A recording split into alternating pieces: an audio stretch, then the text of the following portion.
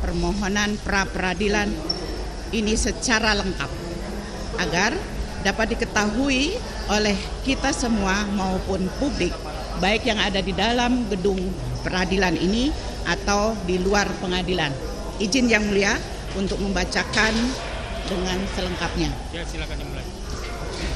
Kepada yang terhormat Ketua Pengadilan Negeri Bandung, kelas 1A khusus Jalan LLRE Marta Dinata nomor 74/80 Cihapit, Kota Bandung, Jawa Barat 40114. Perihal permohonan pra-peradilan atas nama Peggy Setiawan. Dengan hormat, perkenankanlah kami dalam hal ini bertindak berdasarkan surat kuasa khusus tanggal 8 Juni tahun 2024, baik secara bersama-sama maupun sendiri-sendiri untuk dan atas nama Peggy Setiawan. Pekerjaan, belum atau tidak bekerja, tempat dan tanggal lahir Cirebon 29 Juni 1996, umur 27 tahun, agama Islam, nomor induk kependudukan 3202908960008, beralamat di Dusun 1 Blok Simaja, RT/RW 004/002, Kelurahan/Desa Kepompongan, Kecamatan Talun, Kabupaten Cirebon, Provinsi Jawa Barat. Selanjutnya disebut sebagai pemohon. Dengan ini hendak mengajukan permohonan pra-peradilan ke Pengadilan Negeri Bandung kelas 1A khusus terhadap Kepala Kepolisian Negara Republik Indonesia QQ, Kepala Kepolisian Daerah Jawa Barat CQ, Direktur Reserse Kriminal Umum Polda Jawa Barat yang beralamat dan berkedudukan di Jalan Soekarno-Hatta nomor 748 Cimencrang, Kecamatan Gedebage, Kota Bandung, Jawa Barat 40613, atas penetapan status pemohon sebagai tersangka dalam dugaan tindak pidana perlindungan anak dan atau pembunuhan berencana dan atau pembunuhan sebagaimana dimaksud dalam pasal 80 ayat 1 ayat 3 junto pasal 81 ayat 1 Undang-Undang Republik Indonesia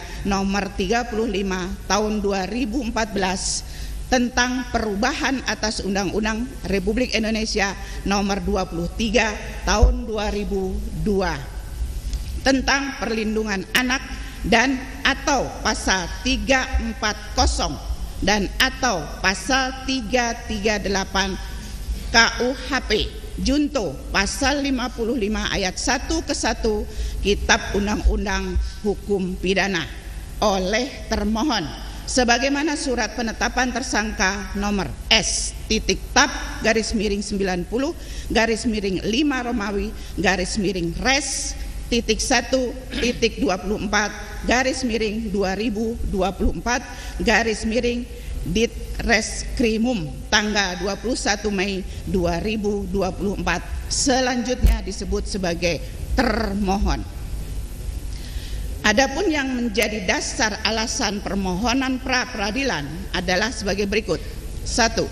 Dasar hukum permohonan pra-peradilan bahwa untuk mengetahui apakah ada atau tidak tindak pidana dalam peristiwa ini, perlu diketahui dalam suatu tindak pidana harus dicari kebenaran formil maupun material agar menjadi terang suatu tindak pidana, dan perlu dicermati pula syarat dan ketentuan serta prosedur hukum acara pidana.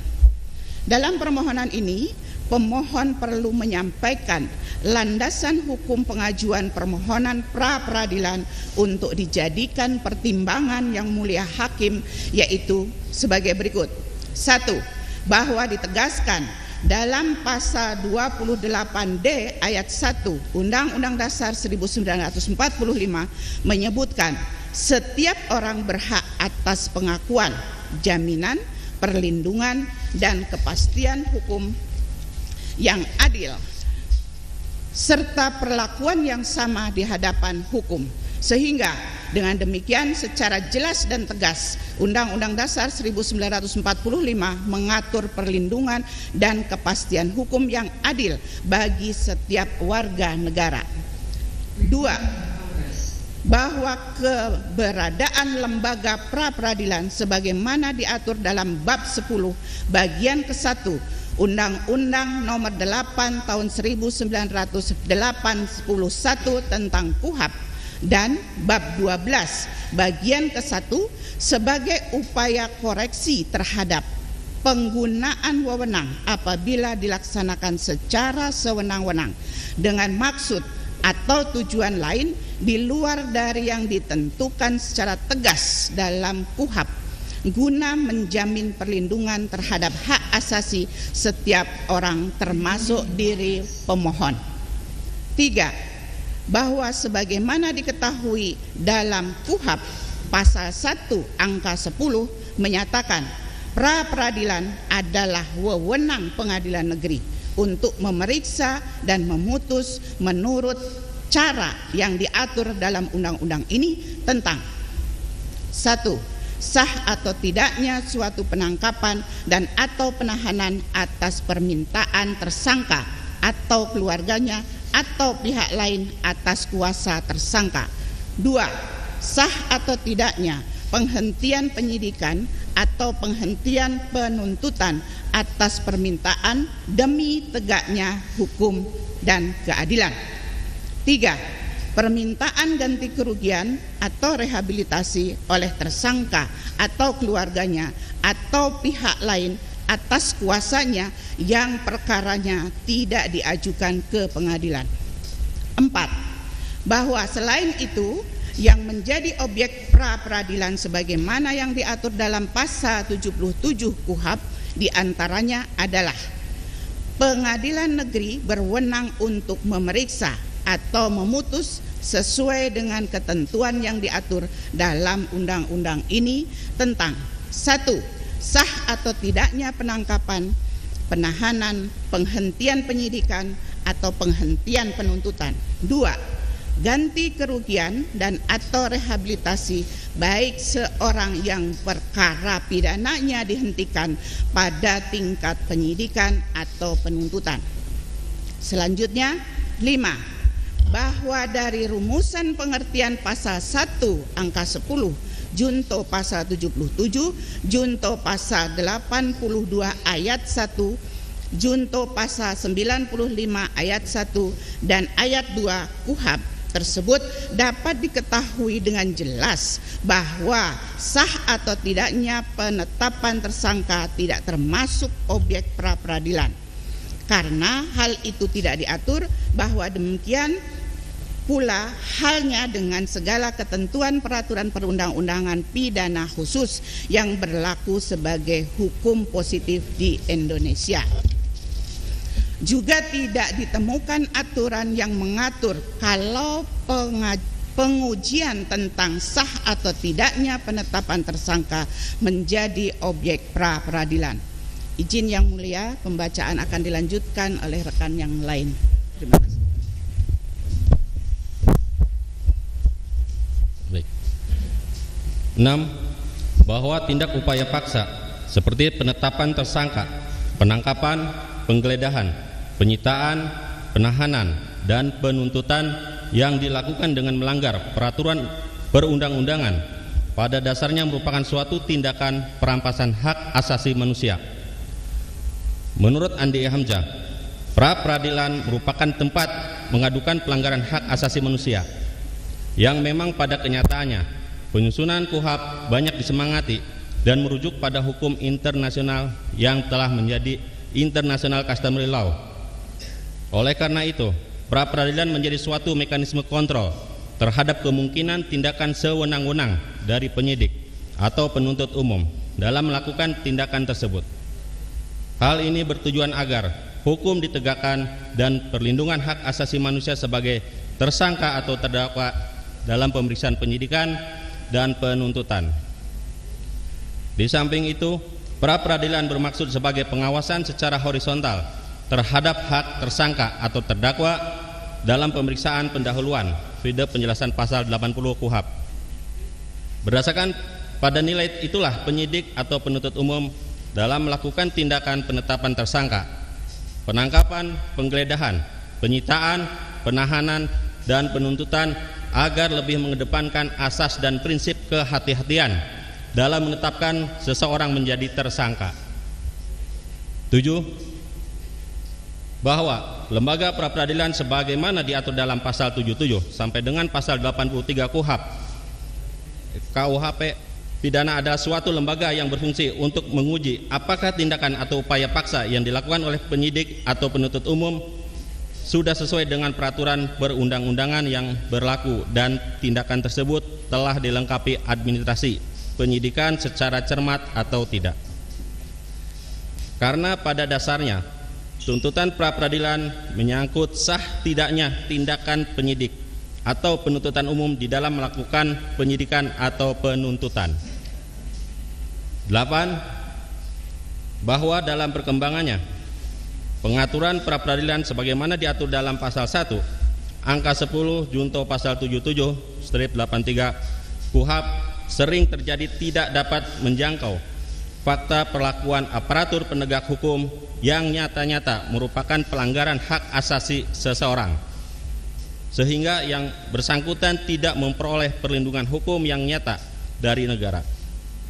Untuk itu perkembangan yang demikian melalui dapat diakomodirnya mengenai sah tidaknya penetapan tersangka dan sah tidaknya penyitaan telah diakui merupakan wilayah kewenangan pra-peradilan, sehingga dapat meminimalisasi terhadap perlakuan sewenang-wenang oleh aparatur penegak hukum. Dalam kaitan perubahan dan perkembangan hukum dalam masyarakat yang demikian bukanlah suatu yang mustahil terjadi dalam praktik sistem hukum di negara manapun, apalagi di dalam sistem hukum common law yang telah merupakan bagian dari sistem hukum di Indonesia. Peristiwa hukum inilah yang menurut almarhum Sucipto Raharjo disebut terobosan hukum legal breakthrough atau hukum yang pro-rakyat atau hukum progresif. Dan menurut Mukhtar Kusumaatmadja merupakan hukum yang baik karena sesuai dengan perkembangan nilai-nilai keadilan yang hidup dan berkembang dalam masyarakat. Terobosan hukum dan hukum yang baik itu merupakan cara pandang baru dalam memandang fungsi dan peranan hukum dalam pembangunan nasional di Indonesia. Dengan demikian, hukum bukan hanya memiliki aspek normatif yang diukur dari kepastiannya, melainkan juga memiliki aspek nilai yang merupakan bagian dinamis aspirasi masyarakat yang berkembang dan terkini. 9. Bahwa selanjutnya dalam putusan Mahkamah Konstitusi nomor 21 PUU/12 Romawi /2014 junto putusan Mahkamah Konstitusi nomor 130 PUU/12 Romawi /2015 diputuskan bahwa ketentuan pasal 77 huruf A KUHP tidak memiliki kekuatan hukum mengikat sepanjang tidak dimaknai termasuk penetapan tersangka, penggeledahan dan penyitaan. Apapun salah satu pertimbangan hukumnya, penetapan tersangka adalah bagian dari proses penyidikan yang merupakan perampasan terhadap hak asasi manusia. Maka seharusnya penetapan tersangka oleh penyidik merupakan objek yang dapat dimintakan perlindungan melalui ikhtiar hukum peranata pra-peradilan. Hal tersebut semata-mata untuk melindungi seseorang dari tindakan sewenang-wenang. Tindakan sewenang-wenang penyidik yang kemungkinan besar dapat terjadi ketika seseorang ditetapkan sebagai tersangka.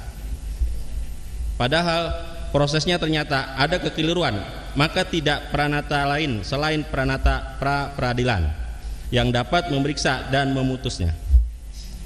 Putusan MK ini memberikan perlindungan terhadap seseorang yang mengalami proses hukum yang keliru pada saat ditetapkan sebagai tersangka di dalam ketentuan pasal 8 Undang-Undang nomor 39 1999 tentang HAM diatur bahwa perlindungan, pemajuan, penegakan dan pemenuhan hak asasi manusia terutama menjadi tanggung jawab pemerintah.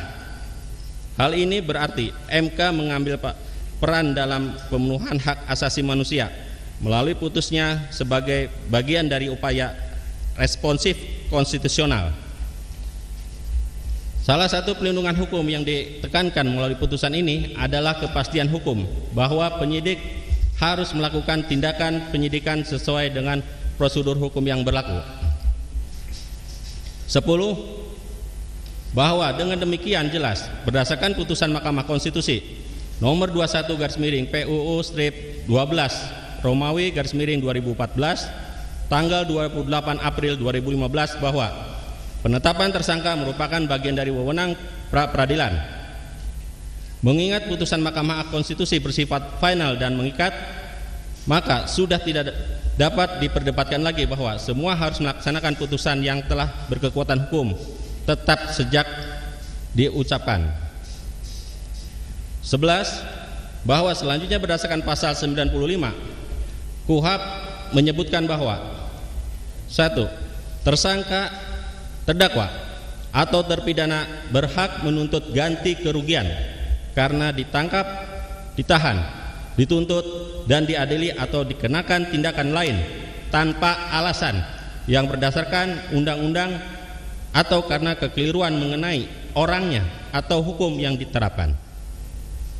2. Tuntutan ganti kerugian oleh tersangka atau ahli warisnya atau penangkapan atau penahanan serta tindakan lain tanpa alasan yang berdasarkan undang-undang atau karena kekeliruan mengenai orang atau hukum yang diterapkan sebagaimana dimaksud dalam ayat 1 yang perkaranya tidak diajukan ke pengadilan negeri, diputus di sidang pra-peradilan sebagaimana dimaksud dalam pasal 77, sehingga pasal 95 ayat 1 dan ayat 2 pada pokoknya merupakan tindakan penyidik atau penuntut umum dalam rangka menjalankan wewenangnya yang dilakukan tanpa alasan hukum sehingga melanggar hak asasi atau harkat martabat kemanusiaan serta merugikan seseorang, inkasu adalah pemohon.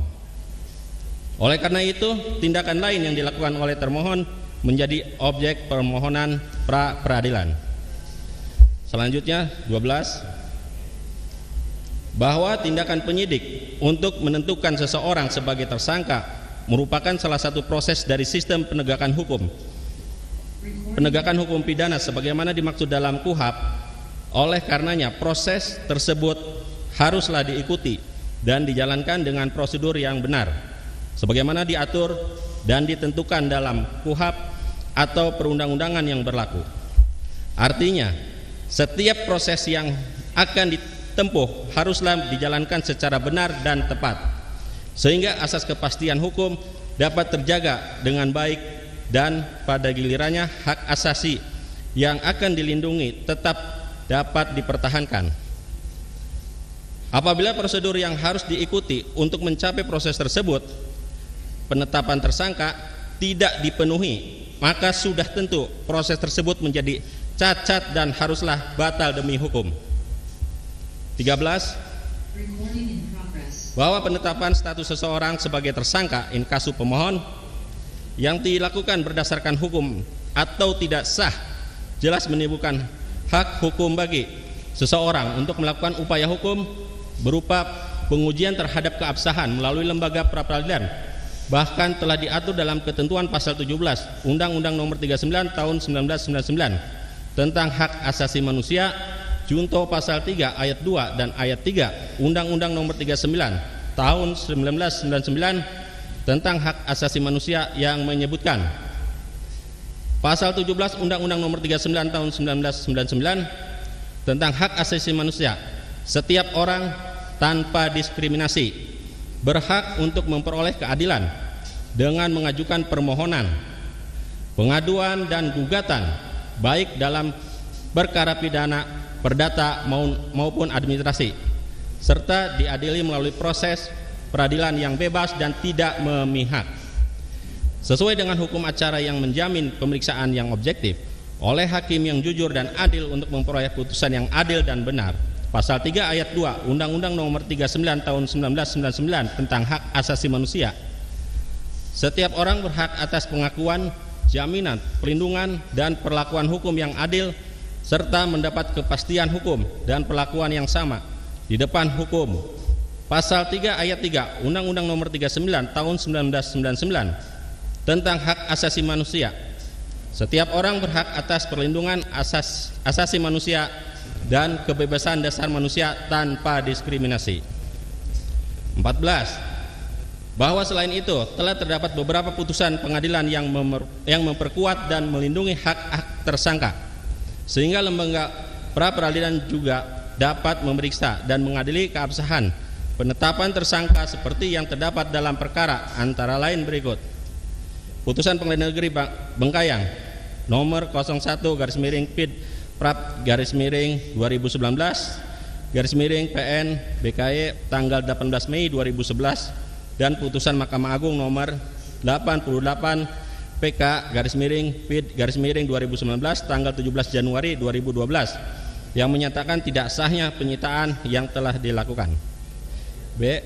Putusan Pengadilan Negeri Jakarta Selatan nomor 38/PID/2012/Pengadilan Negeri Jakarta Selatan tanggal 27 November 2012 yang diktumnya menyatakan telah menerima dan mengabulkan permohonan pra peradilan dengan menyatakan antara lain tidak sah menurut hukum tindakan termohon menempatkan pemohon sebagai tersangka. Hal ini terkait dengan sah tidaknya penetapan tersangka.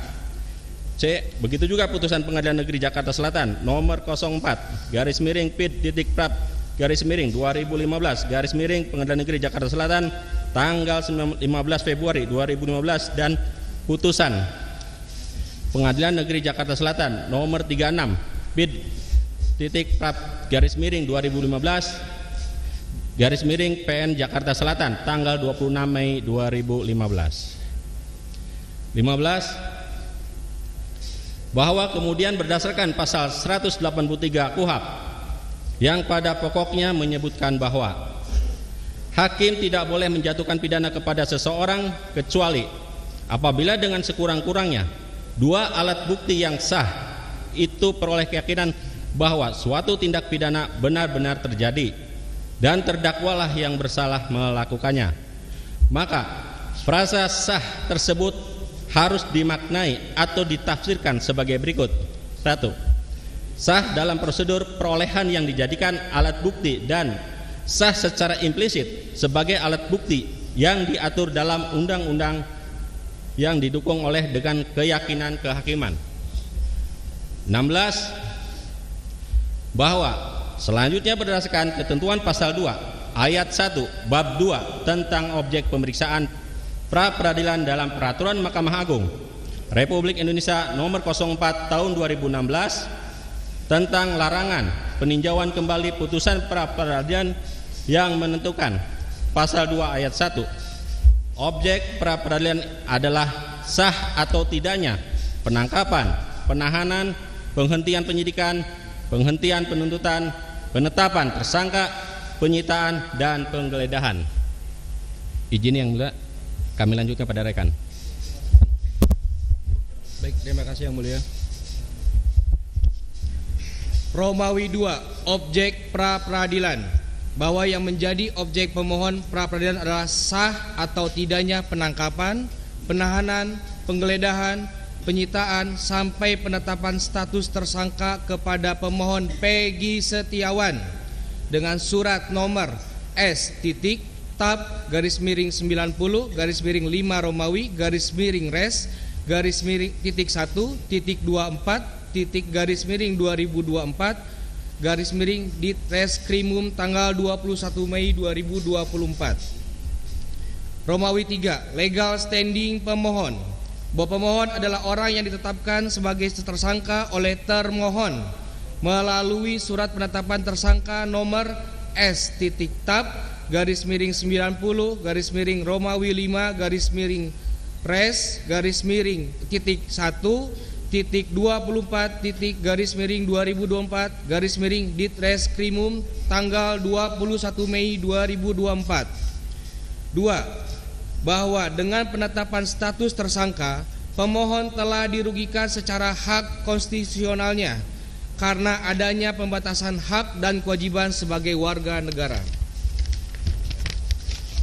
3. Bahwa berdasarkan putusan Mahkamah Konstitusi nomor 21 garis miring PUU strip 12 Romawi garis miring 2014 tanggal 28 April 2015 yang memperkuat diakuinya lembaga pra peradilan juga dapat memeriksa dan mengadili keabsahan penetapan tersangka seperti pada kutipan putusan Mahkamah Konstitusi nomor 21 garis miring PUU strip Romawi 12 garis miring 2015 sebagai berikut. Mengadili menyatakan 1. Mengabulkan permohonan untuk sebagian dan seterusnya pasal 77 huruf A Undang-Undang nomor 8 tahun 1981 tentang hukum acara pidana Lembaran Negara Republik Indonesia tahun 1981 nomor 76 tambahan Lembaran Negara Republik Indonesia nomor 3209 bertentangan dengan Undang-Undang Dasar Republik Indonesia tahun 1945 sepanjang tidak dimaknai termasuk penetapan tersangka, penggeledahan dan penyitaan. Pasal 77 huruf A Undang-Undang nomor 8 tahun 1981 tentang hukum acara pidana Lembaran Negara Republik Indonesia tahun 1981 nomor 76 tambahan Lembaran Negara Republik Indonesia nomor 3209 tidak mewakili kekuatan hukum mengikat sepanjang tidak dimaknai termasuk penetapan tersangka, penggeledahan dan penyitaan. 4. Dengan demikian jelas bahwa berdasarkan putusan Mahkamah Konstitusi nomor 21 garis miring PUU strip 2 Romawi 12 garis miring 2014 tanggal 28 April 2015 bahwa penetapan tersangka, penggeledahan dan penyitaan telah merampas hak asasi pemohon yang merugikan sehingga untuk menentukan sah atau tidaknya penetapan tersangka, penggeledahan dan penyitaan tersebut berada pada kewenangan pra-peradilan. Mengingat putusan Mahkamah Konstitusi bersifat final dan banding, maka sudah tidak dapat diperdebatkan lagi bahwa semua harus melaksanakan putusan yang telah berkekuatan hukum tetap sejak diucapkan. 5. Berdasarkan landasan hukum tersebut, pemohon pra-peradilan memiliki legal standing untuk mengajukan permohonan ini. Romawi 4. Fakta-fakta hukum. 1. Bahwa pemohon adalah warga negara Republik Indonesia dengan nama lengkap Peggy Setiawan, tempat tanggal lahir Cirebon 29 Agustus 1996, jenis kelamin laki-laki, pekerjaan buruh bangunan yang berkedudukan atau beralamat di Dusun 1 Blok Simaja RT RW 02 Desa Kepongpongan, Kecamatan Talun, Kabupaten Cirebon. 2. Bahwa pemohon dalam kesehariannya bekerja sebagai buruh bangunan dan tempat terakhir bekerja di Bandung, tepatnya sedang mengerjakan bangunan rumah milik saudara Agus alias Ko Aceng yang beralamat di Desa Rancamanyar, Kecamatan Bale Endah, Kabupaten Bandung, tepatnya di belakang Balai Desa Rancamanyar. 3. Bahwa pada tanggal 21 Mei 2024 sekira pukul 18 waktu Indonesia Barat, pada saat pemohon sedang bekerja di Bandung, tiba-tiba pemohon ditangkap oleh termohon. 4. Bahwa alasan penangkapan terhadap pemohon yang dilakukan oleh termohon adalah karena adanya surat perintah penangkapan nomor SP.Kap garis miring 79 garis miring 5 Romawi garis miring res titik 1.24 titik garis miring 2024 Ditreskrimum tanggal 21 Mei 2024. 5. Bahwa surat perintah penangkapan sebagaimana dalam nomor SP.Kap garis miring 79 garis miring 5 Romawi garis miring res titik 1 titik 24 garis miring 2024 Ditreskrimum tanggal 21 Mei 2024 Kepolisian Wilayah Jawa Barat didasarkan pada A. Laporan polisi nomor LP garis miring 953 garis miring B garis miring 8 Romawi garis miring 2016 garis miring JBR garis miring CRB Kota tanggal 31 Agustus atas nama pelapor Rudiana. B. Surat perintah penyidikan nomor SP.Sidik garis miring 194 garis miring bulan 5 Romawi res titik 1.24 garis miring 2024 Ditreskrimum tanggal 19 Mei 2024. C. Surat ketetapan tentang penetapan tersangka nomor S.Tab garis miring 90 garis miring 5 Romawi garis miring res titik 1.24 garis miring 2024 Ditreskrimum tanggal 21 Mei 2024. 6. Bahwa setelah ditangkap selanjutnya pemohon diperiksa oleh termohon dan selanjutnya ditahan sebagaimana dalam surat perintah penahanan nomor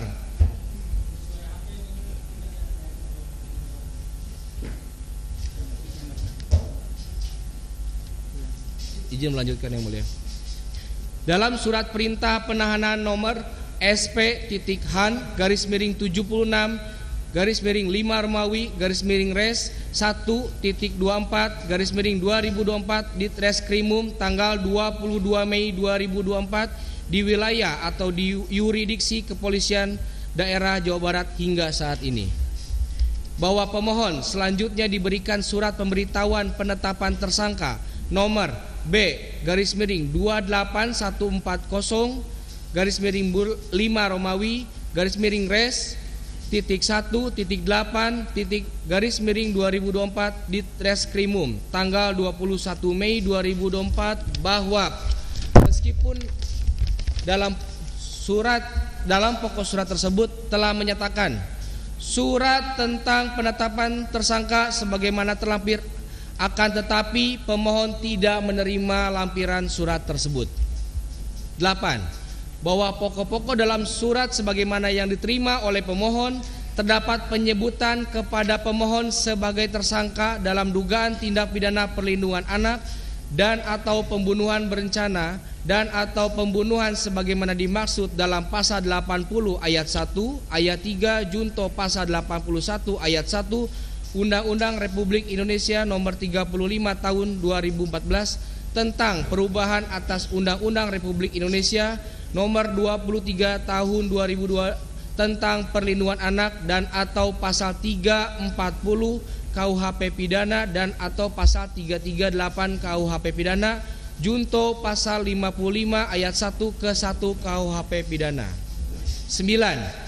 Bahwa dengan telah adanya penyebutan atas diri pemohon Peggy Setiawan sebagai tersangka oleh termohon, maka saat ini status pemohon adalah tersangka dalam dugaan tindak pidana perlindungan anak dan atau pembunuhan berencana dan atau pembunuhan sebagaimana dimaksud dalam pasal 80 ayat 1 ayat 3 junto pasal 81 ayat 1 Undang-Undang Republik Indonesia nomor 35 tahun 2014 tentang perubahan atas Undang-Undang Republik Indonesia nomor 23 tahun 2022 tentang perlindungan anak dan atau pasal 340 KUHP pidana dan atau pasal 338 KUHP pidana junto pasal 55 ayat 1 ke 1 KUHP pidana dan terhadap pemohon telah memiliki kedudukan hukum sebagai pihak yang berhak mengajukan permohonan pra peradilan tentang sah atau tidaknya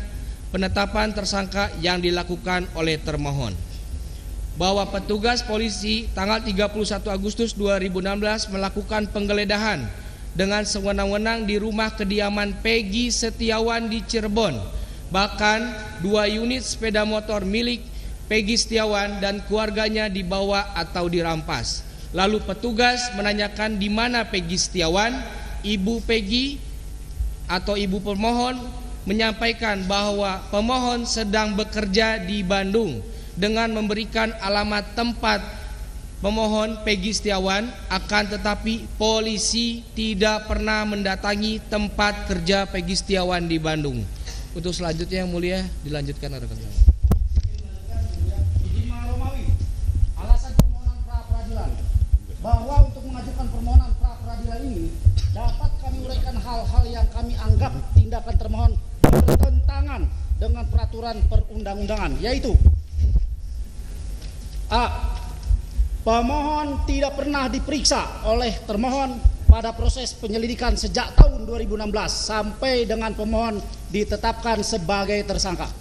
1.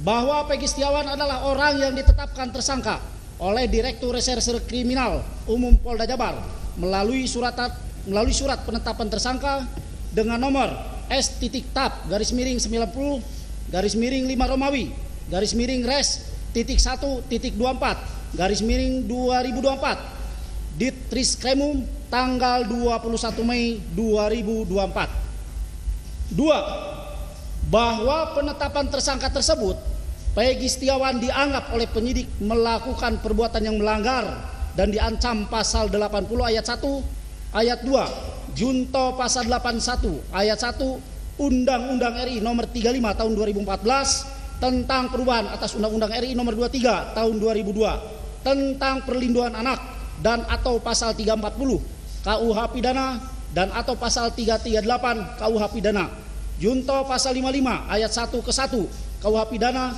yang terjadi pada hari Sabtu tanggal 27 Agustus 2016 sekitar antara jam 22.00 WIB di Jalan Perjuangan Kampung Situgangga depan SMPN 11 Cirebon, Kecamatan Kosambi, Kota Cirebon dengan pelapor atas nama Rudiana. 3. Bahwa penetapan tersangka atas diri pemohon baru diketahui oleh pemohon pada saat dilakukan penangkapan berdasarkan surat perintah penangkapan yang dikeluarkan oleh termohon nomor SP.Kap-79-Res-5-Res-24/2024/Ditreskrimum tertanggal 21 Mei 2024. Namun perlu diketahui apabila mengacu kepada surat penangkapan tersebut tidak pernah ada surat perintah penyelidikan kepada pemohon. Padahal sesuai pasal 1 angka 1 dan 4 Kitab Undang-Undang Hukum Acara Pidana, polisi memiliki tugas melakukan penyelidikan dan penyidikan. 4.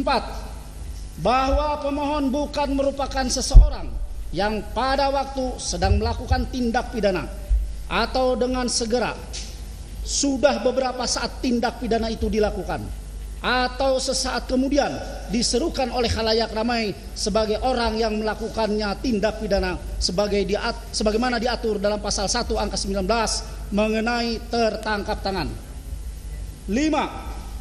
Bahwa yang terpenting untuk diketahui, termohon sebelumnya telah mengumumkan DPO daftar pencarian orang pada tanggal 15 Mei 2024 jam 13.42 WIB yang diunggah melalui media hub.polri.go.id khusus untuk atas nama Peggy alias Perong, usia 22 tahun pada tahun 2016, 30 tahun pada tahun 2024, jenis kelamin laki-laki, kewarganegaraan Indonesia, tempat tinggal terakhir Desa Banjarwangunan, Kecamatan Mundu, Kabupaten Cirebon, dengan ciri-ciri khusus: tinggi 160 cm, badan kecil, rambut keriting, kulit hitam, sebagaimana yang diumumkan oleh Polri sangat jauh berbeda dengan ciri-ciri yang melekat pada diri Peggy Setiawan yang saat ini ditetapkan sebagai tersangka saat ini. 6.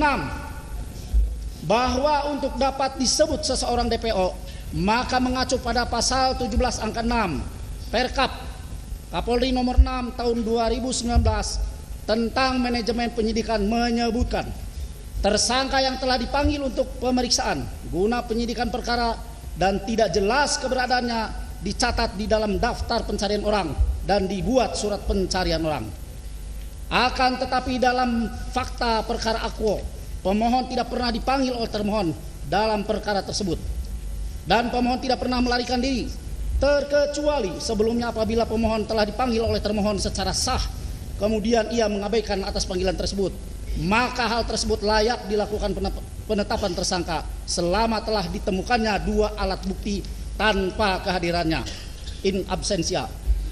7. Bahwa dapat dipahami frasa bukti permulaan yang cukup dan bukti yang cukup dalam pasal 1 angka 14 patut diduga.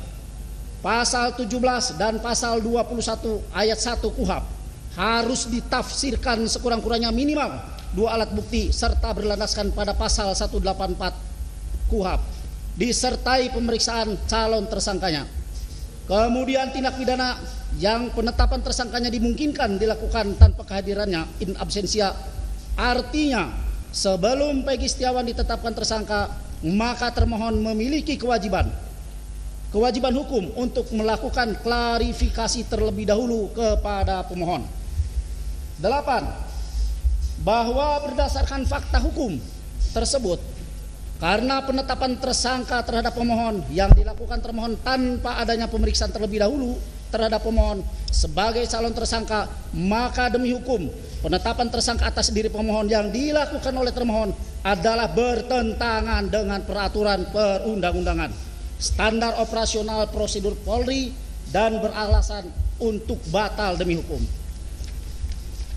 9. Bahwa Mahkamah Konstitusi menganggap syarat minimum dua alat bukti dan pemeriksaan calon tersangka untuk transparansi dan perlindungan hak asasi seseorang agar sebelum seseorang ditetapkan sebagai tersangka telah dapat memberi keterangan secara seimbang. Hal ini menghindari adanya tindakan sewenang-wenang oleh penyidik, terutama dalam menentukan bukti permulaan yang cukup itu. 10. Bahwa perlu ditegaskan kembali, sejak adanya pelaporan tindak pidana yang dilaporkan oleh saksi pelapor, saksi Rudiana, sebagaimana laporan polisi LP-953/B/8 Romawi /2016/JBR/CRB Kota Cirebon Kota tanggal 31 Agustus 2016 atas nama pelapor Rudiana, pemohon sejak tahun 2016 hingga saat dilakukan penangkapan tidak pernah mendapatkan surat klarifikasi maupun surat pemanggilan sebagai saksi atau perkara dalam dugaan tindak pidana sebagaimana laporan polisi tersebut. Sehingga menurut pendapat pemohon, prosedur yang demikian itu bertentangan dengan peraturan perundang-undangan, di antaranya diatur pada pasal 1 angka 2 KUHP yang berbunyi, penyidikan adalah serangkaian tindakan penyidik dalam hal dan menurut cara yang diatur dalam undang-undang ini untuk mencari serta mengumpulkan bukti. Dengan bukti itu membuat terang tentang tindak pidana yang terjadi dan guna menemukan tersangkanya. Dengan demikian, maka dari penyidikan harus terlebih dahulu mencari dan mengumpulkan bukti untuk membuat terang tentang tindak pidana yang terjadi. Dari bukti-bukti tersebut kemudian baru ditetapkan tersangkanya. Akan tetapi pada kenyataannya terhadap pemohon telah ditetapkan terlebih dahulu sebagai tersangka, baru kemudian termohon mencari bukti-bukti dengan cara mendatangi rumah pemohon pada tanggal 22 Mei 2024 tanpa membawa surat perintah penggeledahan dan ketetapan dari pengadilan. Selanjutnya termohon kemudian masuk ke dalam rumah untuk mengambil 2 lembar ijazah asli SD dan SMP atas nama Peggy Setiawan, 2 lembar fotokopi kartu keluarga nomor 329140405090, 1 lembar fotokopi biodata penduduk atas nama Ibu Kartini, 2 lembar fotokopi ijazah dan hasil ujian nasional SMP atas nama Peggy Setiawan, 1 lembar fotokopi surat keterangan pembuatan KTP atas nama Peggy Setiawan, 1 lembar surat pemberitahuan kelulusan SMP atas nama Peggy Setiawan, 4 lembar foto, 1 fotokopi KTP atas nama Luciana, 1 fotokopi kartu ujian atas nama Peggy Setiawan, 2 lembar STNK roda 2 Nopol B3408 TFP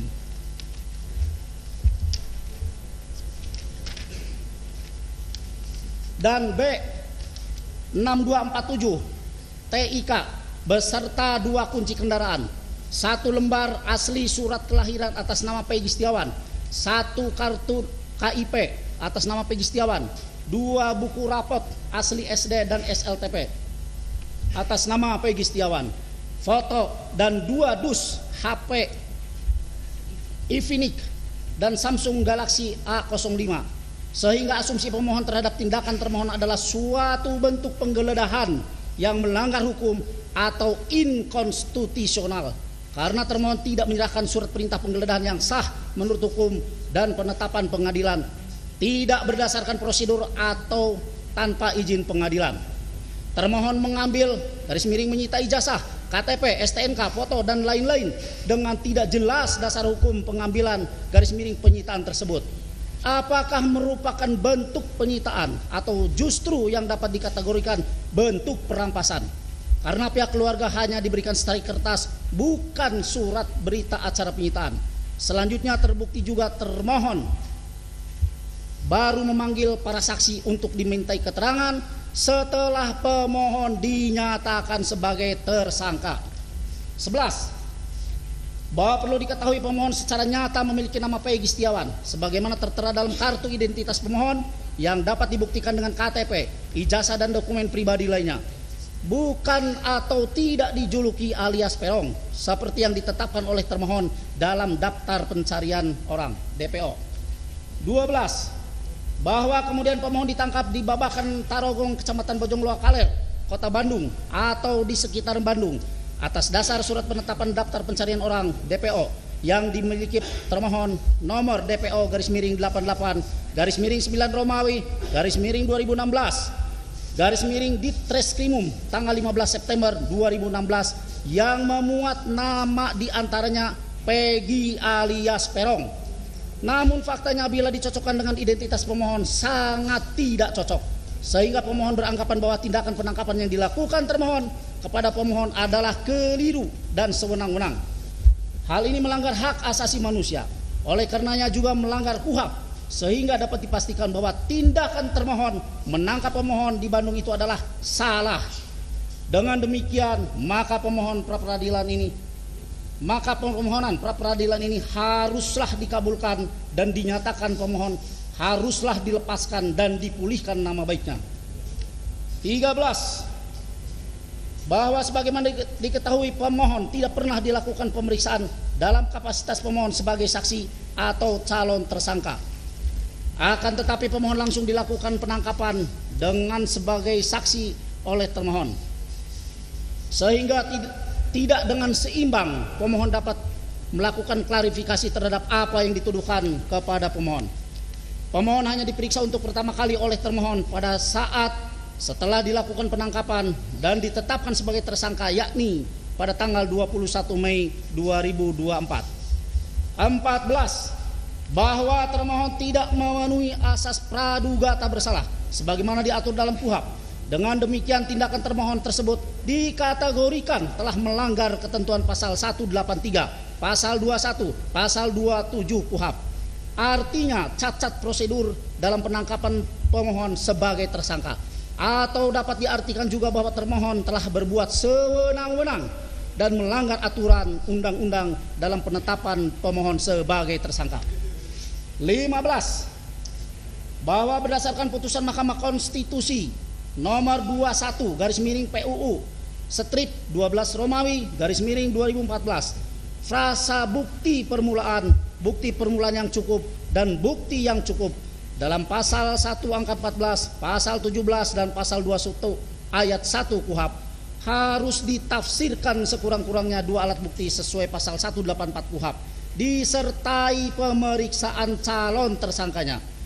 Tidak pernah dilakukan oleh termohon kepada pemohon dikarenakan putusan MK bersifat final dan mengikat serta berlaku asas res judicata. Putusan hakim harus dianggap benar serta putusan MK bersifat erga omnes, berlaku umum, maka harus menjadi rujukan dalam setiap proses pemeriksaan oleh termohon, dalam hal ini Direktorat Reserse Kriminal Umum Polda Jawa Barat. 16. Bahwa menurut Edi O.S. Hiariz dalam buku yang berjudul Teori dan Hukum Pembuktian, Untuk menetapkan seseorang sebagai tersangka, termohon haruslah melakukannya berdasarkan bukti permulaan. Menurut beliau bahwa alat bukti yang dimaksudkan di sini adalah sebagaimana yang tercantum dalam pasal 184 KUHP. Apakah itu keterangan saksi, keterangan ahli, surat keterangan terdakwa, ataukah petunjuk? Beliau menegaskan bahwa kata-kata bukti permulaan dalam pasal 1 butir 14 KUHP tidak hanya sebatas alat bukti sebagaimana dimaksud dalam pasal 184 KUHP, namun juga dapat meliputi barang bukti yang dalam konteks hukum pembuktian universal yang dikenal dengan istilah physical evidence atau real evidence. Selanjutnya, untuk menakar bukti permulaan tidaklah dapat terlepas dari pasal yang akan disangkakan kepada tersangka. Pada hakikatnya pasal yang akan dijeratkan berisi rumusan delik yang dalam konteks hukum acara pidana berfungsi sebagai unjuk bukti. Artinya pembuktian adanya tindak pidana tersebut haruslah berpatokan kepada elemen-elemen tindak pidana yang ada dalam suatu pasal dalam rangka mencegah kesewenang-wenangan penetapan seseorang sebagai tersangka ataupun penetapan dan penahanan. Maka setiap bukti permulaan haruslah dikonfrontasi antara satu dengan lainnya, termasuk pula dengan calon tersangka. Mengenai hal yang terakhir ini, dalam KUHP tidak mewajibkan penyidik untuk memperlihatkan bukti yang ada padanya kepada tersangka.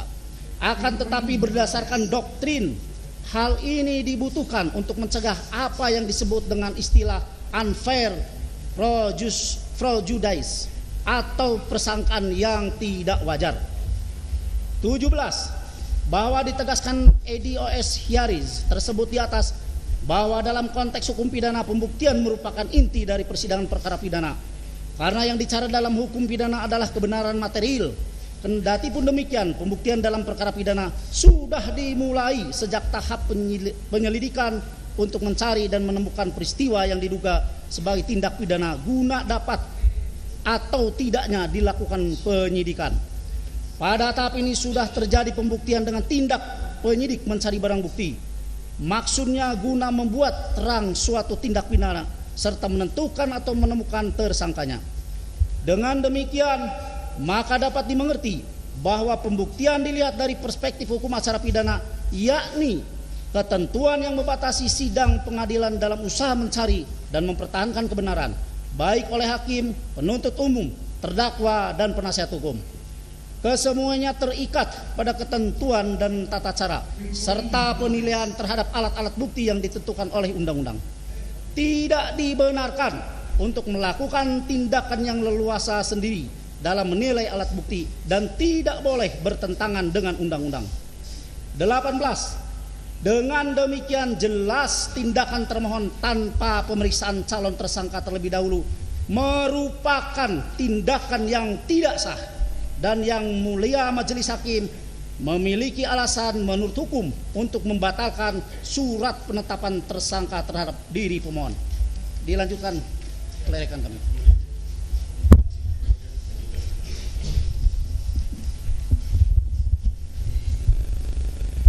B.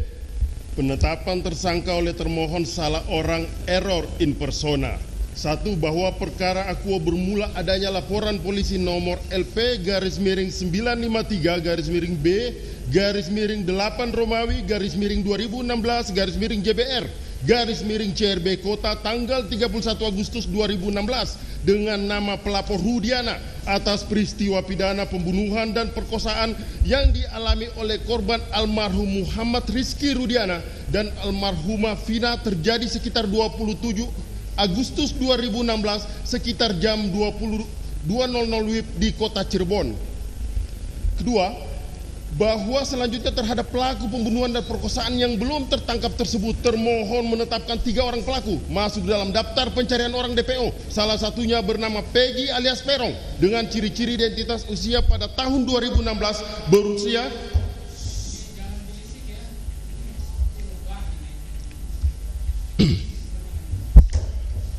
dilanjutkan. Saya ulangin.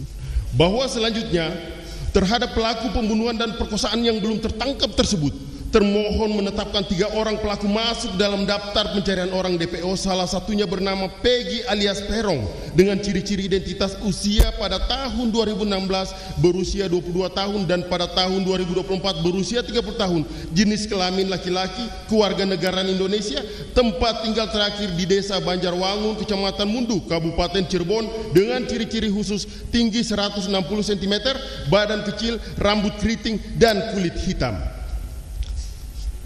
3. Bahwa pada tahun 2016 masih dalam tahap penyidikan kasus pembunuhan tersebut, termohon tiba-tiba datang ke rumah pemohon beralamat di Dusun 1 Blok Simaja, RT RW 0402, Desa Kepompongan, Kecamatan Kabupaten Cirebon, yang mana pada saat itu termohon tidak bertemu dengan pemohon dikarenakan pemohon sejak bulan Juli 2016 atau setidak-tidaknya setelah kejadian peristiwa tersebut bekerja sebagai buruh bangunan di Bandung. Selanjutnya pada saat di rumah pemohon tersebut, termohon melakukan penggeledahan dan penyitaan patut diduga kuat secara ilegal terhadap 2 unit motor, yakni 1 motor merek Suzuki Smash dalam keadaan rusak milik pemohon dan 1 lagi motor merek Yamaha Jupiter milik saudara pemohon tanpa dibuatkan berita acara penyitaan atau surat tanda penerimaan atau tanpa surat izin ketua pengadilan setempat sebagaimana dimaksud dalam pasal 38 ayat 1 dan 2 KUHP junto pasal 42 ayat 1 KUHP. Berikut kutipannya. Pasal 38 ayat 1, penyitaan hanya dapat dilakukan oleh penyidik dengan surat izin ketua pengadilan negeri setempat. Ayat 2, dalam keadaan yang sangat perlu dan mendesak, bila mana penyidik harus segera bertindak dan tidak mungkin untuk mendapatkan surat izin terlebih dahulu, tanpa mengurangi ketentuan ayat 1, penyidik dapat melakukan penyitaan atas benda bergerak. Untuk itu wajib segera melaporkan kepada ketua pengadilan setempat guna memperoleh persetujuan. Pasal 42 ayat 1, penyidik berwenang memerintahkan kepada orang yang menguasai benda yang dapat disita menyerahkan benda tersebut kepadanya untuk kepentingan pemeriksaan, dan kepada yang menyerahkan benda tersebut harus diberikan surat tanda penerimaan. 4. Bahwa lebih lanjut jika merujuk pada Direktori Putusan Mahkamah Agung RI putusan nomor 1030-K-PIT-2017 pada halaman 4 menyebutkan terdakwa 1 Rivaldi Aditya Wardana alias Andika berboncengan dengan saudara Peggy alias Perong mengendarai sepeda motor merek Vario warna hitam dan seterusnya. Faktanya, mencermati putusan tersebut dapat diketahui saudara Peggy alias Perong mengendarai sepeda motor merek Vario warna hitam. Lalu mengapa sepeda motor rusak merek Suzuki Smash milik pemohon dan motor Yamaha Jupiter milik keluarga pemohon oleh termohon dilakukan penyitaan, perampasan, yang kemudian kedua motor tersebut tidak ikut dijadikan barang bukti di persidangan para terdakwa. Dan setelah itu sejak tahun 2016 sampai dengan sebelum 21 Mei 2024 atau sekitar kurang lebih 8 tahun lamanya, pemohon tidak pernah dilakukan proses hukum, pemanggilan, undangan klarifikasi, penetapan tersangka dan atau penahanan oleh termohon. Bahkan perkara ini menjadi senyap, bahkan lenyap. Kami yakin termohon paham terhadap barang bukti tersebut sama sekali tidak ada kaitannya dengan tindak pidana. 5. Bahwa setelah berselang 8 tahun kemudian, sekitar bulan Mei 2024, terbitnya film bioskop dengan judul Vina Sebelum 7 Hari menjadi viral dalam perbincangan di kalangan masyarakat secara langsung maupun melalui media sosial. Lalu kemudian publik menilai termohon tidak becus dan terkesan lamban dalam menyelesaikan dan atau menangkap 3 DPO pelaku pembunuhan Vina dan Muhammad Rizky Rudiana. Lalu kemudian termohon secara maraton mengeluarkan surat yang pokoknya melakukan penahanan tersangka atas nama pemohon. Adapun suratnya berupa surat perintah penyidikan nomor SP-Sidik-Res-1.4-1.24/2024 tanggal 19 Mei 2024. Surat pemberitahuan dimulai penyidikan nomor SPD-141-5 Romawi-Res.1.24/2024 garis miring Ditreskrim Umum tanggal 19 Mei 2024. Selanjutnya, surat ketetapan tentang penetapan tersangka nomor S.Tab garis miring 90 garis miring Romawi 5 garis miring Res garis miring 1.24 garis miring 2024 Ditreskrim Umum tanggal 21 Mei 2024. Surat perintah penangkapan nomor SP.Kap garis miring 79 garis miring Romawi 5 garis miring Res titik 124 garis miring 2024 garis miring Ditreskrim Umum tanggal 21 Mei 2024. Selanjutnya, surat perintah penahanan nomor SP.Han garis miring 76 garis miring 5 Romawi garis miring Res garis miring titik 1 garis miring 24 garis miring 2024 garis miring Ditreskrim Umum tanggal 22 Mei 2024. 6. Bahwa ironisnya terhadap seluruh surat tersebut di atas dikeluarkan oleh termohon sangatlah keliru, salah orang, error in persona, atau salah sasaran. Sebab sejak tahun 2016 dan atau 8 tahun lalu dengan bersandar pada rilis termohon sendiri dan putusan Mahkamah Agung RI nomor 1035 garis miring K garis miring PIT garis miring 2017 yang termasuk DPO atas nama Peggy alias Perong, bukan Peggy Setiawan, karena Peggy Perong dan Peggy Setiawan adalah orang yang berbeda baik dari usia, alamat maupun ciri-ciri lain dengan pemohon. Adapun perbedaan tersebut kami uraikan. Peggy alias Perong pada tahun 2016 berusia 22 tahun, pada tahun 2024 berusia 30 tahun, jenis kelamin laki-laki, kewarganegaraan Indonesia, bertempat tinggal terakhir Desa Banjarwangun, Kecamatan Mundu, Kabupaten Cirebon dengan ciri-ciri khusus tinggi 160 cm, badan kecil, rambut keriting dan kulit hitam. Peggy Setiawan tidak menggunakan nama alias. Tidak ada satu orang pun yang mengenalnya dengan nama Perong, atau tidak ada teman atau tidak ada pihak keluarga yang pernah memanggil dengan nama Perong. Kemudian pada tahun 2016 berusia 20 tahun dan pada tahun 2024 berusia 28 tahun, rambut lurus dan beralamat di desa Dusun 1 Blok Simaja, RT RW 0402, Desa Kepompongan, Kecamatan Tulun, Kabupaten Cirebon. 7. Bahwa lebih lanjut, pemohon Peggy Setiawan saat kejadian tanggal 27 Agustus 2016 telah bekerja sebagai kuli bangunan di Bandung dan tinggal di kota Bandung. Bahkan keberadaan pemohon bekerja di kota Bandung sejak pemohon selesai lanjut tingkat pertama SLTP atau sekitar pemohon masih berumur 16 tahun. Oleh karena itu kesalahan yang dilakukan oleh termohon adalah perbuatan yang semena-mena, tindakan yang tidak manusiawi yang nyatanya telah salah menangkap dan menahan seseorang. Yang mulia hakim pemeriksa perkara aku, kiranya tidaklah berlebihan apabila pemohon saat ini mengajak yang mulia hakim cukup untuk membayangkan saja kira-kira betapa pedihnya rasa dan perasaan yang dialami oleh pemohon dan keluarganya saat ini dengan dituduh oleh termohon melakukan perbuatan tercela, membunuh dan memperkosa, sementara pemohon sama sekali tidak pernah melakukan perbuatan tercela itu. Fitnah yang disematkan kepada pemohon sangatlah pedih rasanya. Bahkan di dalam agama Islam dikenal dengan ungkapan fitnah lebih kejam dari membunuh. 8. Bahwa berdasarkan hal-hal tersebut di atas, tindakan termohon yang sewenang-wenang dengan melakukan penetapan tersangka melalui surat ketetapan dengan penetapan tersangka nomor S.Tab garis miring 90 garis miring Romawi 5 garis miring Res titik 1.24 garis miring 2024 Ditreskrim Umum tanggal 21 Mei 2024 dan surat perintah penahanan melalui surat perintah penahanan nomor SP.Han garis miring 76 garis miring Romawi 5 garis miring Res titik 1.24 garis miring 2024 garis miring Ditreskrim Umum tanggal 22 Mei 2024 adalah tidak sah secara hukum atau setidak-tidaknya dinyatakan batal demi hukum sebab salah alamat dan salah orang. Oleh karena cukup beralasan yang mulia hakim membatalkan penetapan tersangka pemohon dengan seluruh surat yang berkaitan dan sepatutnya pemohon dibebaskan dari rumah tahanan Polda Jawa Barat serta memulihkan harkat dan martabat pemohon. 9. Bahwa berdasarkan dalil di atas, termohon telah salah orang dalam menetapkan tersangka kepada pemohon. C. Termohon tidak cukup bukti dalam menetapkan pemohon sebagai tersangka.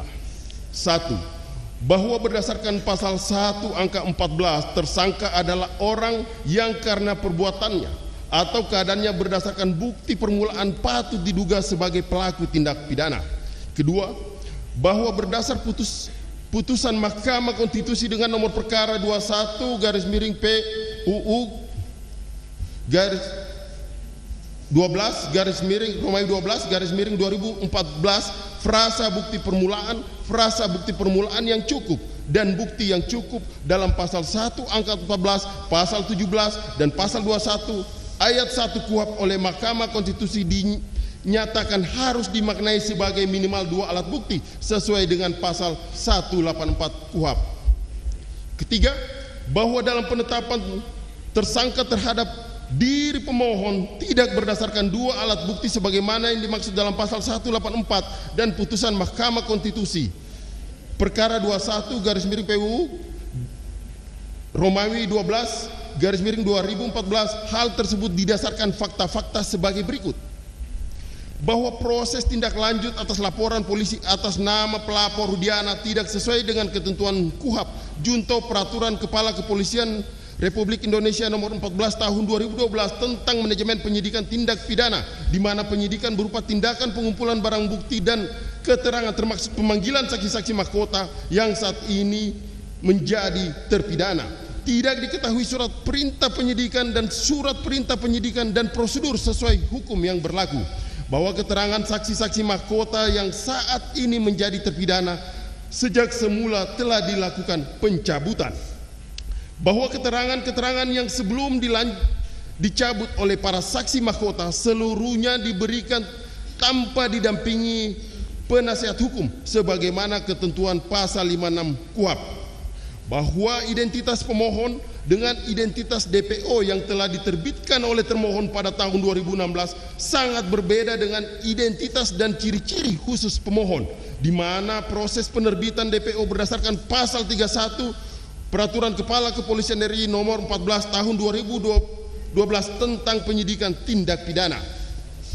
Bahwa pada saat kejadian tindak pidana yang disangkakan kepada pemohon Peggy Setiawan yang terjadi pada tanggal 27 Agustus tahun 2016, pemohon sedang berada di Bandung Juli 2016 sampai dengan Desember 2016 sehingga Peggy Setiawan tidak berada di tempat kejadian perkara. Bahwa berdasarkan keterangan ahli dan termasuk surat visum et repertum tidak ada yang menerangkan bahwa pemohon adalah pelaku atas perbuatan tindak pidana yang disangkakan pemohon, yang disangkakan termohon. Bahwa pemohon hingga saat ini tidak mengakui perbuatan yang disangkakan oleh termohon. 4. Bahwa dalam putusan nomor 4/B/2017/PN CBN, Majelis Hakim dalam pertimbangan halaman 104 alinea terakhir dan seterusnya. Selanjutnya saudara Peggy alias Peron memukul dan menyabet samurai pendek berbentuk pipa ke anak korban Muhammad Rizky Rudiana sehingga akhirnya korban Muhammad Rizky Rudiana meninggal dunia di tempat. Dari pertimbangan yang disebutkan oleh Majelis Hakim agar termohon menghadirkan bukti tersebut berupa samurai pendek berbentuk pipa bersama hasil sidik jarinya, karena Peggy Setiawan pada saat tidak berada di lokasi kejadian, bahkan tidak mengetahui kejadian tersebut karena sedang berada di Bandung bekerja sebagai kuli bangunan. 5. Bahwa berdasarkan pada argumen-argumen sebelumnya, maka pemohon sangat meragukan terhadap terpenuhinya 2 alat bukti yang dimiliki oleh termohon sebagai dasar untuk menetapkan pemohon sebagai tersangka dalam dugaan tindak pidana perlindungan anak dan atau pembunuhan berencana dan atau pembunuhan sebagaimana dimaksud dalam pasal 80 ayat 1, 3 Junto pasal 81 ayat 1 UU RI nomor 35 tahun 2014 tentang perubahan atas UU RI nomor 23 tahun 2022 tentang perlindungan anak dan atau pasal 340 dan atau pasal 338 KUHP Junto pasal 55 ayat 1 ke 1 KUHP oleh Polri Daerah Jawa Barat, Direktori Reserse Kriminal Umum kepada pemohon mengingat jarak waktu peristiwa hukumnya saja telah terlalu lama, maka menjadi tidak salah apabila kemudian pemohon menduga dua alat bukti saat dijadikan pegangan termohon untuk menetapkan pemohon sebagai tersangka adalah alat bukti yang direkayasa, artinya unprosedur, sehingga dapat dikategorikan sebagai alat bukti yang tidak sah. 6. Bahwa terhadap surat penetapan nomor S.Tab-90 Romawi 5 Res.1.24 2024 di Treskrimum atas nama pemohon 21 Mei 2024 yang mempunyai arti pro justisia yang dilakukan oleh termohon merupakan tindakan upaya paksa dan haruslah dinyatakan tidak sah. 7. Berdasarkan uraian di atas, maka tindakan termohon yang memaksakan kehendak tanpa didasari dua alat bukti yang diperoleh secara unprosedur dan dengan mendasarkan pada putusan Mahkamah Konstitusi nomor perkara 21 PUU Romawi 12 2014 Junto pasal 1 angka 14 KUHP dinyatakan tidak sah dan tidak berdasar atas hukum. Mohon izin, Yang Mulia. Mohon izin, Yang Mulia, saya lanjutkan. D. Penetapan pemohon sebagai tersangka merupakan tindakan kesewenang-wenangan dan bertentangan dengan azas keadilan dan kepastian hukum. 1. Bahwa Indonesia adalah negara hukum yang menjunjung tinggi hukum dan hak asasi manusia, sehingga azas praduga tak bersalah menjadi penjelasan atas pengakuan kita tersebut. Bukan hanya kita, negara pun telah menuangkan ke dalam konstitusi Undang-Undang Dasar 1945 pasal 1 ayat 3 yang berbunyi, negara Indonesia adalah negara hukum, artinya kita semua tunduk terhadap hukum dan HAM serta mesti dalam kehidupan berbangsa dan bernegara. Kita termasuk dalam proses penegakan hukum. Jika ada hal yang kemudian menyampingkan hukum dan hak asasi manusia tersebut, maka negara wajib turun tangan melalui perangkat-perangkat hukumnya untuk menyelesaikan secara adil, artinya perlakuan yang adil bagi pemohon dalam penegakan hukum, sehingga tercipta azas pemeriksaan yang terbuka atau transparan. 2. Bahwa suatu hal sangat janggal ketika pemohon ditetapkan sebagai tersangka, sementara pasal 81 ayat 1 Undang-Undang RI nomor 35 tahun 2014 tentang perubahan Undang-Undang RI nomor 23 tahun 2002 tentang perlindungan anak, di mana pemohon sama sekali belum pernah diperiksa untuk melakukan otopsi, khususnya tes DNA. Mengingat bila dikaitkan dengan penyidikan di tahun 2016, kejanggalan itu terlihat jelas dan terang benderang bahwa secara sengaja dengan menggunakan pengaruh jabatan, kemudian termohon semena-mena menganggap pemohon sebagai pelaku persetubuhan kepada anak pinak.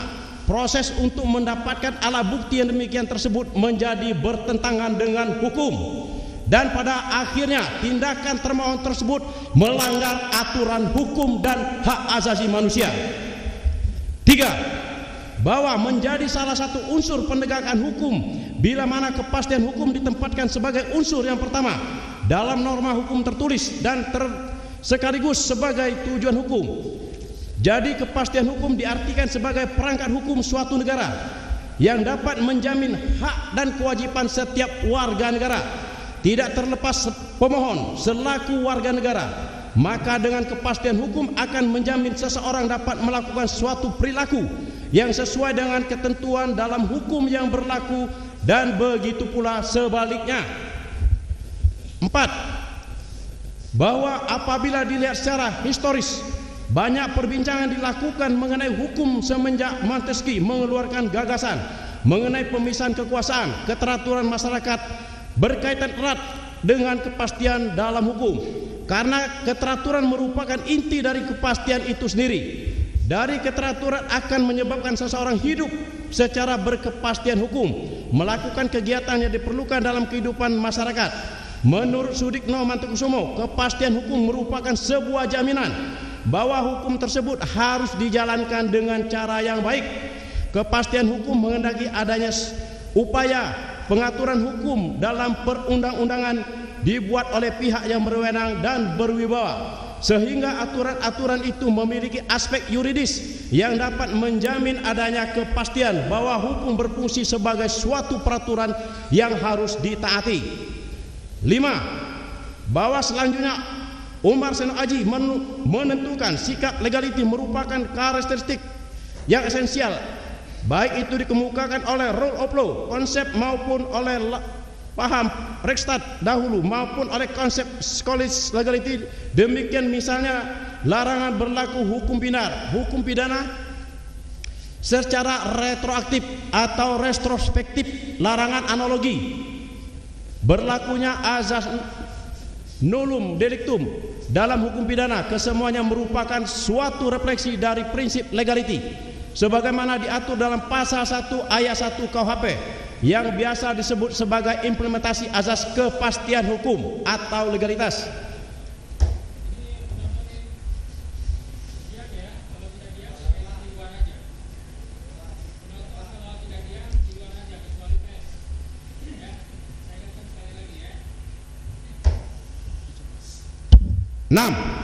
Bahwa mendasarkan pada fakta aturan dan pendapat di atas yang dikaitkan dengan surat penetapan tersangka, surat ketetapan nomor S-90/5 1.24/2024 Ditkrimum atas nama pemohon tanggal 21 Mei 2024 yang dibuat dan atau dikeluarkan secara unprocedural tersebut menjadi tidak sesuai dengan frasa pro justisia, sehingga surat penetapan tersangka S-90/5/res/24/2024 Ditkrimum atas nama pemohon tanggal 21 Mei 2024 haruslah dinyatakan tidak sah. 7. Bahwa sebagaimana telah diuraikan sebelumnya, maka pemohon berpendapat jelas beralasan dan dibenarkan hukum bahwa tindakan termohon atas penetapan tersangka atas diri pemohon termasuk segala keputusan atau penetapan yang dikeluarkan lebih lanjut oleh termohon yang berkenaan dengan penetapan tersangka atas diri pemohon oleh termohon merupakan tindakan sewenang-wenang dan bertentangan dengan hukum. Oleh karenanya beralasan hukum penetapan tersangka atas diri pemohon dan segala keputusan atau penetapan dan surat dikeluarkan lebih lanjut oleh termohon yang berkenaan dengan penetapan tersangka atas diri pemohon oleh termohon tersebut haruslah dinyatakan tidak sah dan tidak berdasar atas hukum, sehingga surat ketetapan S-90/5/res 1.24/2024 Ditkrimum atas nama pemohon tanggal 21 Mei 2024 haruslah dinyatakan tidak sah dan atau tidak mempunyai kekuatan hukum. 8. Bahwa berdasarkan alasan-alasan tersebut dihubungkan dengan hak-hak pemohon menurut KUH pidana pasal 95 ayat 1, pasal 97 ayat 3 KUHP serta jaminan prosedural yudisial guna pemenuhan kerugian-kerugian serta pemulihan atau rehabilitasi atau tercemarnya nama baik pemohon dan keluarga di tengah-tengah masyarakat sebagaimana dikehendaki oleh pasal 9 ayat 5 Undang-Undang Nomor 12 Tahun 2005 tentang pengesahan International Covenant of Civil and Political Rights Covenant atau Covenant Internasional tentang hak sipil dan politik yang menyatakan bahwa setiap orang yang telah menjadi korban penangkapan atau penahanan yang tidak sah berhak atas kompensasi yang dapat diberlakukan. 9. sebagaimana telah pemohon uraikan di atas, bahwa penetapan tersangka terhadap diri pemohon dilakukan dengan tidak sesuai prosedural menurut ketentuan peraturan perundang-undangan yang berlaku, khusus KUHP, KUHAP, junto putusan Mahkamah Konstitusi dengan nomor perkara 21/PUU/12/2014 tersebut merupakan bentuk pelanggaran hak asasi manusia. 10.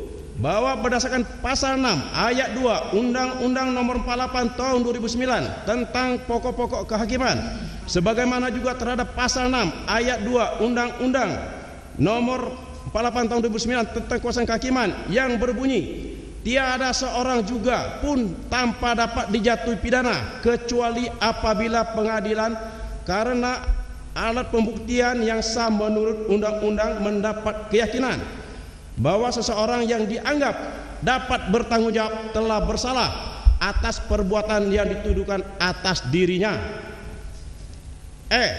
Analisis hukum pemohon terhadap bukti yang dianggap cukup dalam menetapkan tersangka terhadap pemohon oleh termohon adalah tidak sah. 1. Bahwa berdasarkan ketentuan dalam pasal 1 angka 14 KUHAP telah mengatur tersangka adalah seorang yang karena perbuatannya atau keadaannya berdasarkan bukti permulaan patut diduga sebagai pelaku tidak pidana. Selanjutnya dalam penjelasan pasal 17 KUHAP yang berbunyi, yang dimaksud dengan bukti permulaan yang cukup ialah bukti permulaan yang menduga adanya tindak pidana sesuai dengan pasal 1/14 lebih lanjut berdasarkan putusan Mahkamah Konstitusi Republik Indonesia nomor 21/PUU/12/2014 dalam amar putusannya berkaitan dengan pembuktian permulaan yang cukup adalah sebagai berikut. Prasa bukti permulaan, bukti permulaan yang cukup dan bukti yang cukup sebagaimana ditentukan dalam pasal 1 angka 14, pasal 17 dan pasal 21 ayat 1 Undang-Undang Nomor 8 Tahun 1981 tentang hukum acara pidana. Mempunyai kekuatan hukum yang mengikat sepanjang tidak dimaknai bahwa bukti permulaan yang cukup dan bukti yang cukup adalah minimal 2 alat bukti yang termuat dalam pasal 184 Undang-Undang Nomor 8 Tahun 1981 tentang hukum acara pidana. Prasa bukti permulaan yang cukup dan bukti yang cukup sebagaimana ditentukan dalam pasal 1 angka 14, pasal 17 dan pasal 21 ayat 1 Undang-Undang Nomor 8 Tahun 1981 tentang hukum acara pidana. Bertentangan dengan Undang-Undang Dasar Negara Republik Indonesia tahun 1945 sepanjang tidak dimaknai bahwa bukti permulaan yang cukup dan bukti yang cukup adalah minimal 2 alat bukti yang termuat dalam pasal 184 Undang-Undang Nomor 8 Tahun 1981 tentang acara pidana. 2. Bahwa dalam sistem hukum acara pidana Indonesia dikenal dengan alat bukti yang sah tercantum jelas dalam pasal 184 KUHAP, yaitu A. Keterangan saksi, B. Keterangan ahli, C. Surat, D. Petunjuk, E. Keterangan terdakwa. 3. Berdasarkan uraian fakta dan peristiwa dalam perkara aqua, dugaan kuat bahwa termohon dalam menjalankan fungsi penyidikan pro justisia menentukan pemohon sebagai tersangka berdasarkan bukti permulaan yang cukup, alat bukti yang cukup, namun alat bukti yang diterapkan pemohon dalam perkara ini haruslah terlebih dahulu diurai dan diuji apakah 2 alat bukti dimaksud dapat dikualifikasikan sebagai bukti yang menunjukkan tindak pidana dan telah menunjukkan bahwa tersangka adalah pelakunya. 4. Bahwa untuk menguji terhadap sahnya penetapan tersangka terhadap pemohon menjadi penting apakah termohon dalam menetapkan tersangka sudah berdasarkan bukti yang cukup dan terhadap perolehan bukti tersebut telah sesuai dengan ketentuan hukum yang berlaku sehingga layak dinyatakan pemohon berstatus sebagai tersangka oleh termohon. 5. bahwa untuk menguji alat bukti yang digunakan oleh termohon dalam menetapkan status tersangka kepada pemohon harus diuji dalam parameter hukum pembuktian yang meliputi 1. Bewitz teori, yaitu pembuktian dipakai sebagai dasar pembuktian oleh hakim yang secara umum dianut dalam sistem hukum peradilan Indonesia adalah negatif Bewitz teori, yaitu dasar pembuktian menurut keyakinan hakim yang timbul dari alat-alat bukti dalam undang-undang secara negatif secara tegas. Dasar pembuktian dinyatakan dalam pasal 183 KUHP.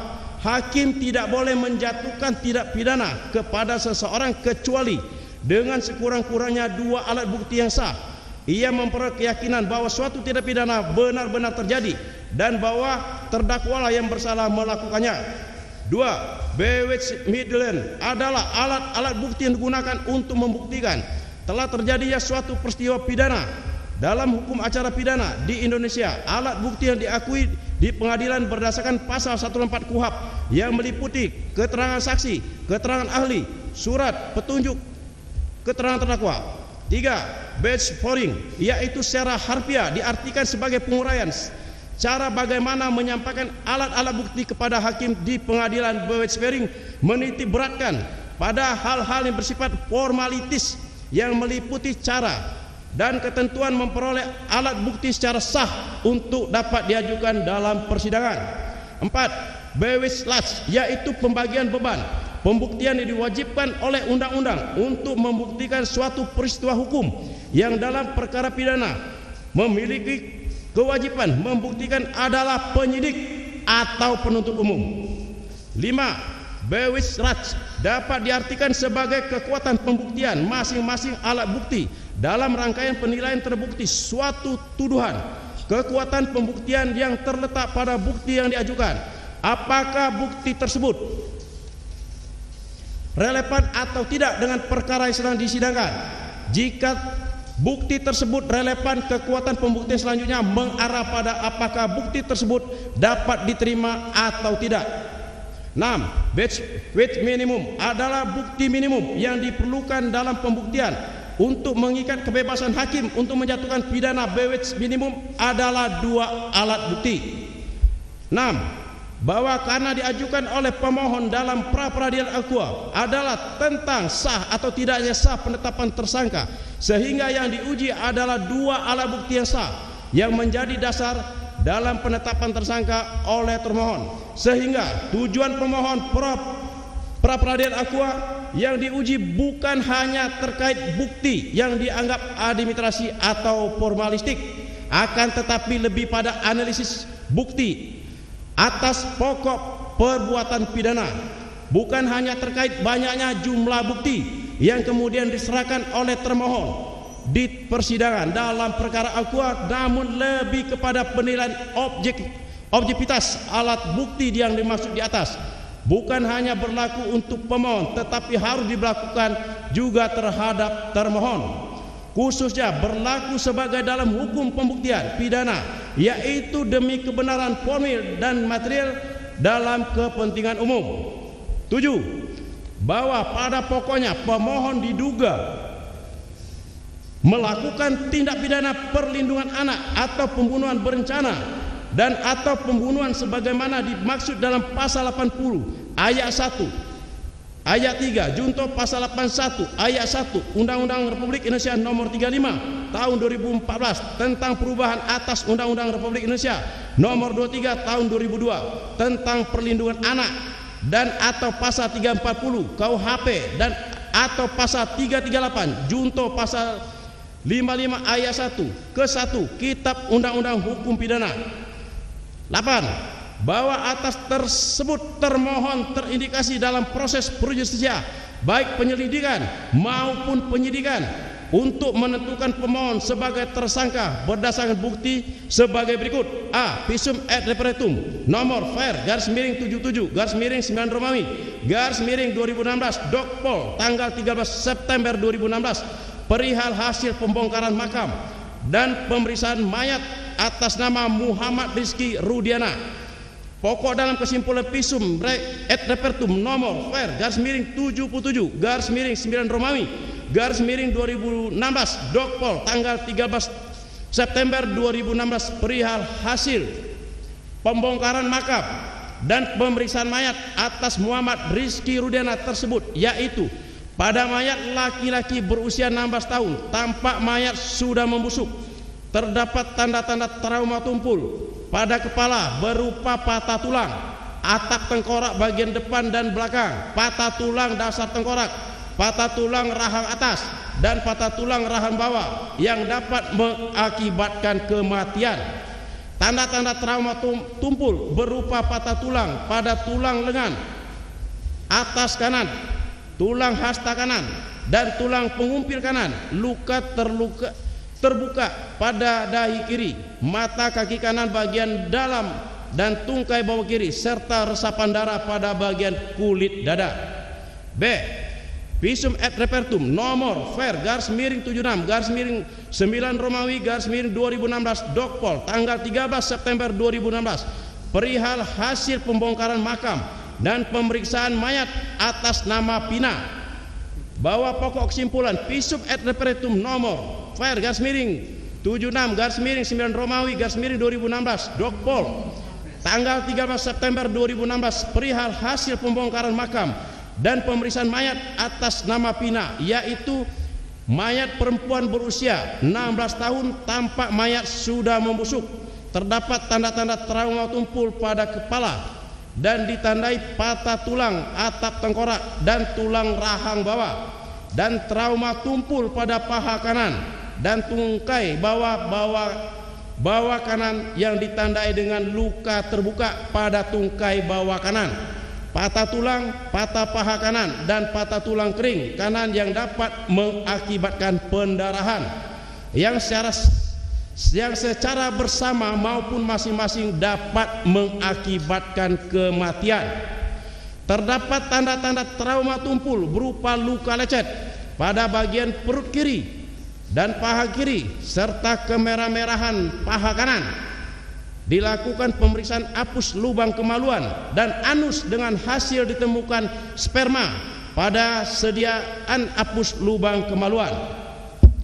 9. Bahwa terhadap visum et repertum nomor Per garis miring 77 garis miring 9 Romawi garis miring 2016 garis miring Dokpol tanggal 13 September 2016 perihal hasil pembongkaran makam dan pemeriksaan mayat atas nama Muhammad Rizky Rudiana, dan visum et repertum nomor Ver garis miring 76 garis miring 9 Romawi garis miring 2016 Dokpol tanggal 13 September 2016 perihal hasil pembongkaran makam dan pemeriksaan mayat atas nama Pina. Visum et repertum tersebut hanya menjelaskan atas indikasi sebab-sebab yang mengakibatkan kematian saudara Rizky Rudiana dan saudari Pina, dan menjelaskan telah terjadinya dugaan persetubuhan terhadap saudari Pina dengan ditemukan sperma pada sediaan apus lubang kemaluan. 10. Terhadap hal tersebut telah tidak dapat dijadikan sebagai dasar satu-satunya bukti yang menentukan bahwa pemohon adalah orang yang patut diduga sebagai pelaku pembunuhan dan atau persetubuhan terhadap anak, tanpa didukung dengan adanya bukti yang benar-benar menunjukkan bahwa pemohon adalah pelakunya yang patut dijadikan sebagai tersangka, terkecuali dalam visum et repertum telah melekat identitas diri pemohon sebagai orang yang melakukan perbuatan pidana tersebut yang tidak dapat dibantahkan oleh hal apapun, misalnya DNA pemohon pada korban atau identik dengan sidik jari dari pemohon atau lainnya yang dapat menjelaskan status perbuatan pemohon. 11. Bahwa tidak adanya saksi yang menyebutkan pemohon adalah orang yang diduga melakukan pembunuhan dan pemerkosaan sebagaimana disangkakan oleh pemohon. Maka dari itu berdasarkan argumen dalil-dalil norma dan azas hukum serta peraturan perundang-undangan yang telah pemohon uraikan, telah sampailah pemohon menyampaikan permohonan kepada Yang Mulia Majelis Hakim. Mohon izin kami lanjutkan. Izin melanjutkan yang mulia. Petitum, berdasarkan seluruh uraian dan fakta-fakta yuridis di atas, mohon kiranya kepada majelis hakim yang memeriksa, mengadili dan memutus perkara akwo di Pengadilan Negeri Kelas 1A khusus Bandung memberikan putusan sebagai berikut. Primer, 1. Mengabulkan permohonan pra peradilan pemohon untuk seluruhnya. 2. Menyatakan proses penetapan tersangka kepada pemohon berdasarkan surat keterangan nomor S.TAP 90-1.24/2024 Diskrimum tanggal 21 Mei 2024 atas nama Peggy Setiawan beserta seluruh yang berkaitan lainnya dinyatakan tidak sah dan batal demi hukum. 3. Menyatakan tindakan termohon menetapkan pemohon sebagai tersangka dugaan tindak pidana perlindungan anak dan atau pembunuhan berencana dan atau pembunuhan sebagaimana dimaksud dalam pasal 80 ayat 1 3 junto pasal 81 ayat 1 Undang-Undang RI nomor 35 tahun 2014 tentang perubahan atas Undang-Undang RI nomor 23 tahun 2002 tentang perlindungan anak dan atau pasal 340 dan atau pasal 338 junto pasal 55 ayat 1 ke 1 Kitab Undang-Undang Hukum Pidana oleh Polri di daerah Jawa Barat di Direktorat Reserse Kriminal Umum adalah tidak sah dan tidak berdasar atas hukum. 4. Menetapkan surat ketetapan tersangka nomor S.TAP /res/1.24/2024 Diskrimum tanggal 21 Mei 2024 batal demi hukum. 5. Menyatakan tidak sah segala keputusan atau penetapan yang dikeluarkan lebih lanjut oleh termohon yang berkenaan dengan penetapan tersangka atas diri pemohon oleh termohon. 6. Memerintahkan kepada termohon untuk menghentikan penyidikan terhadap perintah penyidikan kepada pemohon. 7. Memerintahkan termohon untuk melepaskan pemohon. 8. Memulihkan hak pemohon dalam kemampuan, kedudukan dan harkat serta martabatnya seperti sedia kala. 9. Membebankan semua biaya yang timbul dalam perkara ini menurut hukum kepada termohon. Apabila yang mulia majelis hakim mengadili negeri, apabila yang mulia majelis hakim pengadilan negeri Bandung kelas 1A khusus yang memeriksa permohonan akwo berpendapat lain, mohon putusan yang seadil-adilnya ex aequo et bono. Demikian permohonan pra peradilan ini pemohon sampaikan dan ajukan agar kiranya Ketua Pengadilan Negeri Bandung kelas 1A khusus melalui majelis hakim yang memeriksa, mengadili dan memutuskan perkara pengadilan ini dapat melindungi hak-hak yuridis pemohon. Atas perhatian diucapkan terima kasih. Hormat kami tim kuasa hukum Peggy Setiawan, Law Office Subianto Iriana SH dan rekan. Oke. Baik ya, permohonan pra peradilan sudah selesai dibacakan oleh kuasa pemohon. Saya tanyakan, apakah tetap dengan permohonannya atau ada perbaikan? Silakan. Tetap dengan permohonannya atau ada renvoy atau perbaikan? Kami ada renvoy. Silakan di bagian mana? Ini, silakan maju. Itu. Sama majelis tadi. Jangan.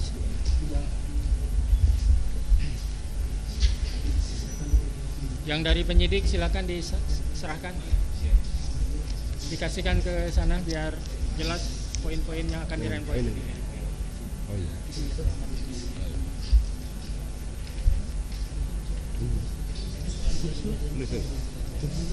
Majelis itu jangan.